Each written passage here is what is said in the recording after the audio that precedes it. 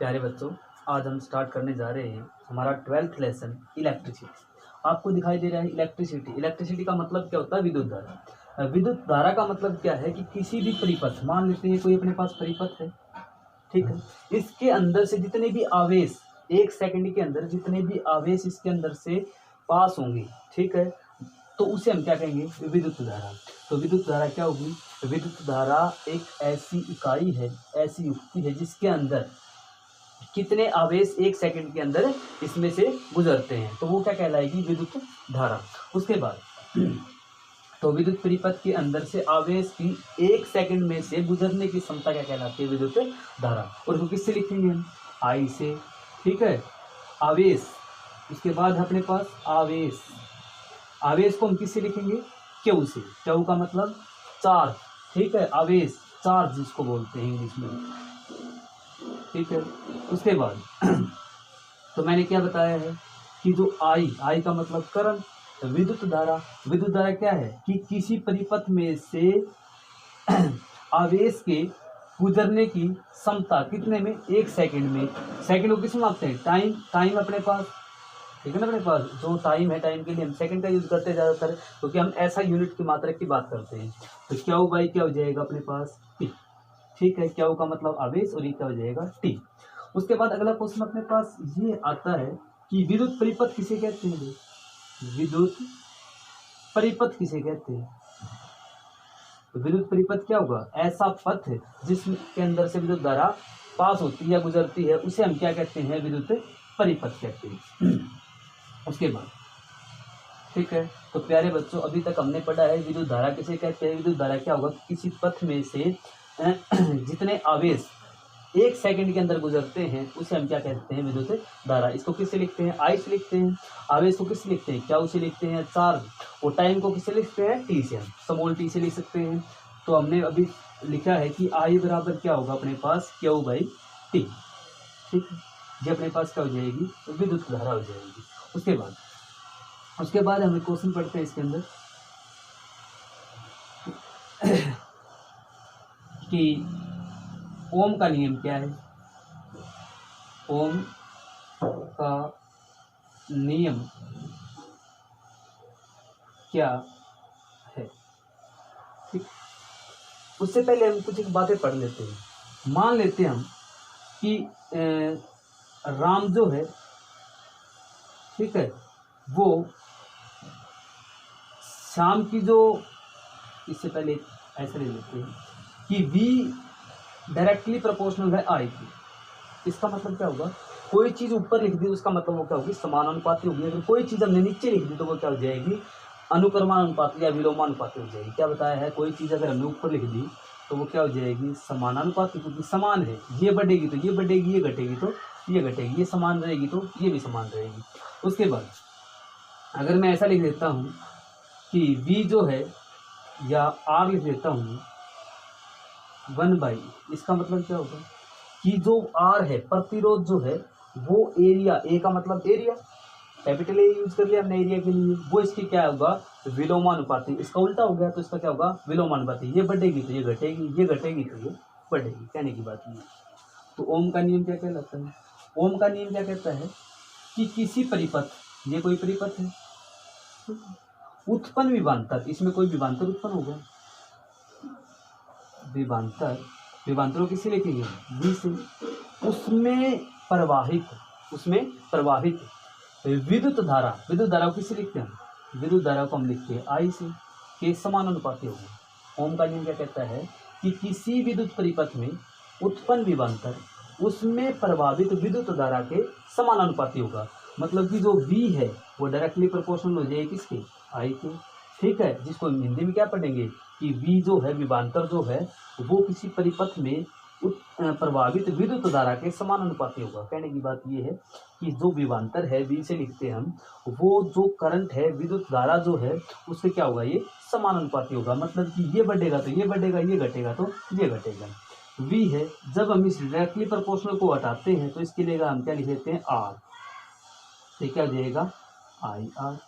इसका मतलब जो ओम का नियम है उसके अंदर कौन सा फार्मूला यूज करते हैं? V बराबर IR। कई बार मल्टीपल चॉइस क्वेश्चन पूछ लेते हैं कि ओम का नियम के अंदर किस फार्मूले का यूज किया जाता है, किस फार्मूले का उपयोग किया जाता है, तो V बराबर क्या होगा अपने पास IR होगा। तो दोबारा पढ़ लेते हैं हम। ओम के नियम के अनुसार किसी विद्युत परिपथ में उत्पन्न विभवांतर उसमें प्रभावित विद्युत धारा के समानुपाती होगा। समानुपाती का मतलब ऊपर है तो ऊपर लिखेंगे, अगर विलोमानुपाती कह देते तो उसको क्या लिख देते नीचे। तो ओम का नियम मोस्ट इंपॉर्टेंट क्वेश्चन है। तो ओम का नियम क्या कहलाता है कि किसी विद्युत परिपथ में उत्पन्न विभवांतर उसमें प्रभावित विद्युत धारा के क्या होगा समानुपाती होगा। ठीक है।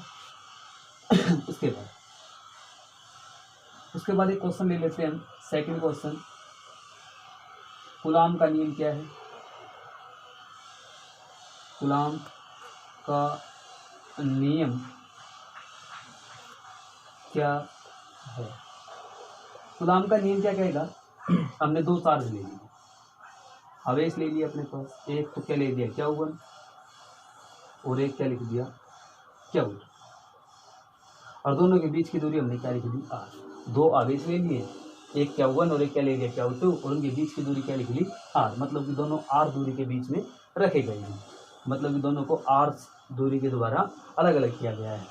तो कूलाम का नियम क्या कहता है? कूलाम के नियम के अनुसार दो आवेशों में इनको कोई न कोई बल लगेगा, एक दूसरे को या तो क्या करेंगे दूर भगाएंगे, या एक दूसरे को क्या करेंगे एक दूसरे की तरफ खींचेंगे। तो या तो इसके अंदर कौन सा फोर्स सकता है, बाहर की तरफ फोर्स लग सकता है, एक दूसरे को दूर भगा सकते हैं। जैन के अंदर क्या हो सकता है, अंदर की तरफ कोई फोर्स लग सकता है। समझ में आई बात?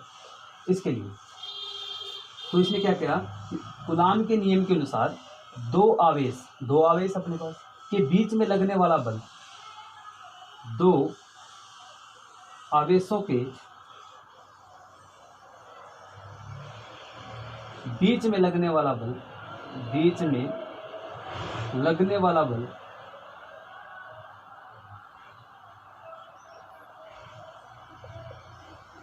दोनों आवेशों के गुणनफल का मतलब क्या करना पड़ेगा, इनको गुणा करनी पड़ेगी, समानुपाती होगा।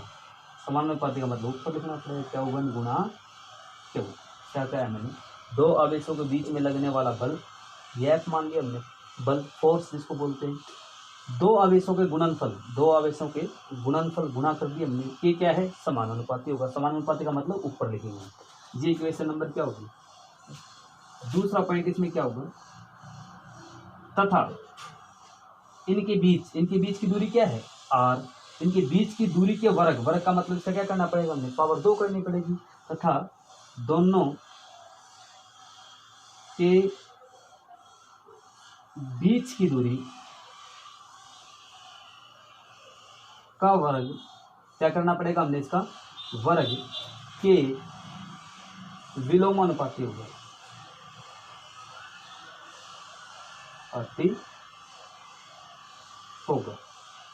ठीक है।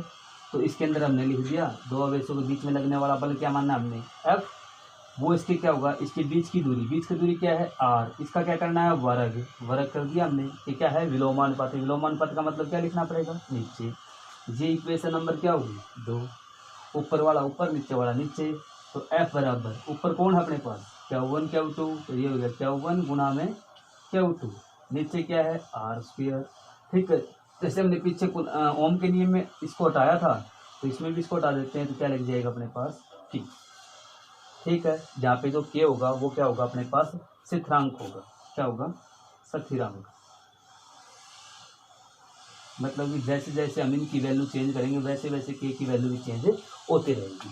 तो क्वेश्चन के अनुसार जैसे हमने आवेश अलग अलग ले लिए, पॉजिटिव ले लिया नेगेटिव ले लिया, तो दो पॉजिटिव चार्ज होंगे, दोनों सेम साइन के चार्ज होंगे, तो एक दूसरे को क्या करेंगे दूर भगाएंगे। अगर दोनों अलग अलग चार्ज हैं, ये पॉजिटिव है ये नेगेटिव है, या ये नेगेटिव ये पॉजिटिव, तो एक दूसरे को क्या करेंगे अट्रैक्ट करेंगे, एक दूसरे की तरफ खींचेंगे। तो हमने कूलाम का नियम पढ़ा है। कूलाम के नियम क्या कहता है कि दो आवेश ले लिए हमने Q1 और Q2 के बीच की दूरी हमने क्या ले ली R। तो दो आवेशों के बीच में कोई ना कोई बल लगेगा, या तो एक दूसरे को दूर भगाएंगे, एक दूसरे की अपनी तरफ खींचेंगे। तो दो आवेशों के बीच में लगने वाला बल, दो आवेश है, दो आवेश के बीच में कोई बल लगे, हमने क्या मान लिया F का मतलब फोर्स को हिंदी में क्या पढ़ते हैं बल। तो F समानुपाती है किसके Q1 गुणा Q2 के। दो आवेशों के गुणनफल की क्या है समानुपाती। तथा दोनों के बीच की दूरी हमने क्या मानी है R। के वर्ग कर दिया, वर्ग का मतलब 2 पावर कर दिया। कि विलोमानुपाती है तो क्या कर दिया, नीचे लिख दिया, ऊपर वाला ऊपर नीचे वाला नीचे। तो हमारे पास F बराबर क्या आ गया, क्या के Q1 गुणा Q2 डिवाइड में क्या हो जाएगा, R स्क्वायर। ठीक है, तो कूलाम का नियम भी पढ़ लिया हमने। उसके बाद एक क्वेश्चन है आपका जूल का उष्मीय नियम क्या है, जूल का उष्मीय नियम क्या है, जूल का उष्मीय नियम क्या है।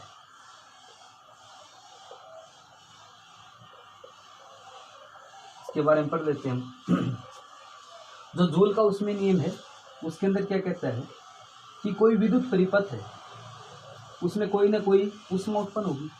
ऊष्मा आ गया ना अपने पास, कि जूल का उष्मीय नियम क्या है, जूल ने एक ऐसा नियम दिया किसके बारे में, ऊष्मा के बारे में, उसका मतलब भाप के बारे में एक ऐसा नियम दिया। इसने क्या कहा कि इस जो भी ऊष्मा होगी, ऊष्मा हम कैसे लिखते हैं, हीट का मतलब क्या होगा, ऊष्मा। ठीक है, तो इसमें उत्पन्न ऊष्मा इसमें प्रभावित, पहला पॉइंट क्या लिखेंगे, इसमें प्रवाहित